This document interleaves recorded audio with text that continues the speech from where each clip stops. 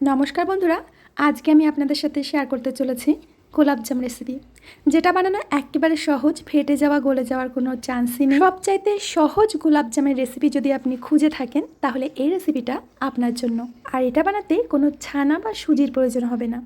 দেখতে যেমন লোভনীয়, খেতে কিন্তু দারুণ মজার। তো বন্ধুরা, আজকে আমরা পাউরুটি দিয়ে গোলাপজাম বানাবো। আর এই ব্রেড গোলাপ যেমন বানাতে যতটা সহজ, খেতেও কিন্তু দারুণ লাগে। তো সবার প্রথমে পাউরুটিগুলোর সাইডটা এইভাবে কেটে নিতে হবে। অনেকেই অনেকভাবে বানিয়ে থাকেন, তবে আমি যেভাবে বানাই সেটাই আজকে আপনাদের সাথে শেয়ার করব। তো প্রথমে রুটির সাইডগুলো আমি কেটে নিচ্ছি।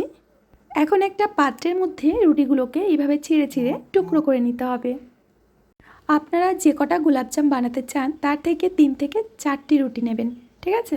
উপকরণগুলো একবার দেখিয়ে দিচ্ছি। এখানে নিয়েছি 1 বাটি চিনি, নিয়েছি এখানে জাল করা গরুর দুধ, আর নিয়েছি কয়েকটা কিশমিশ। মিষ্টিটা বানানোর আগে আমরা শিরাটা তৈরি করব। এর জন্য বাটি মেপে 1 বাটি চিনি আর ওই বাটিতে দিয়ে দেবো 1.5 বাটি জল। চিনি শিরাটা তৈরি করার সময় মাপটা একটু বুঝে দেবেন। এইবার সুন্দর একটা ফ্লেভার আনার জন্য কয়েকটা এলাচ দিয়ে দিলাম। এখন চিনি শিরাটাকে জাল করে নিতে হবে। শিরাটা কিন্তু কোনোভাবে ঘন করবেন না বা কোনো তার বাঁধাবেন না।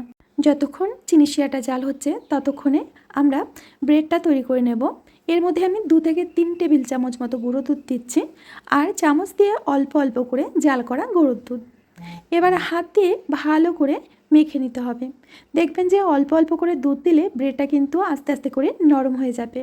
বন্ধুরা, আমি এর আগের ভিডিওতে যে মিষ্টি বানানোটা আপনাদের সাথে শেয়ার করেছি, প্লিজ ওই মিষ্টি রেসিপিটা একবার হলো বাড়িতে ট্রাই করবেন। আমি কথা দিচ্ছি, আপনারা একদিন যদি বানান এত মজা পাবেন যে বারবার বানাতে ইচ্ছা করবে।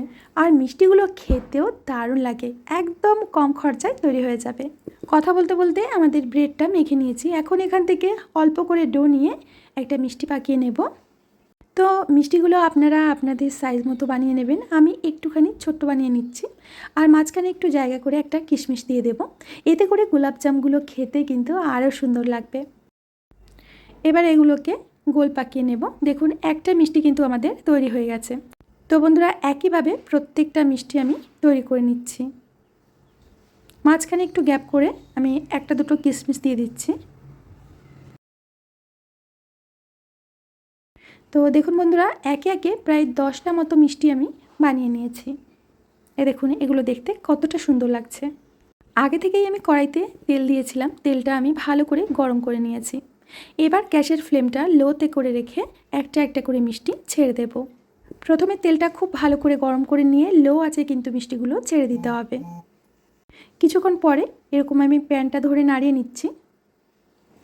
গ্যাসের ফ্লেম প্রথম অবস্থায় লোতেই থাকবে। যখন মিষ্টিগুলো একটু হালকা কালার চলে আসবে তখন গ্যাসের ফ্লেমটা মিডিয়ামে করে দিয়ে মিষ্টিগুলোকে ভেজে নিতে হবে পছন্দ মতো কালার হওয়া পর্যন্ত।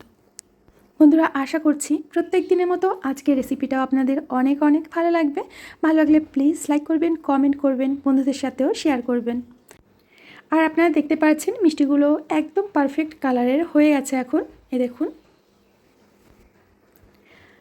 তো গোলাপজামগুলো আমাদের ভেজে নেওয়া হয়ে গেছে। এখন একে একে তুলে নিচ্ছি। একটা কথা আপনাদের বলা হয়নি, যখন আমি ডোটা মেখেছিলাম সামান্য একটু বেকিং সোডা দিয়ে দিয়েছিলাম, একেবারে সামান্য। দেখুন মিষ্টিগুলো ভাজা হয়ে গেছে। এদিকে আমাদের চিনির শিরাটা কিন্তু জাল হয়ে গেছে।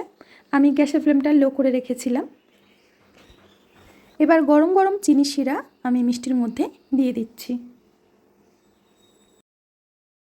বেশি করে চিনির শিরা দিয়ে মিষ্টিগুলো কিন্তু রসের মধ্যে ডুবিয়ে রাখতে হবে।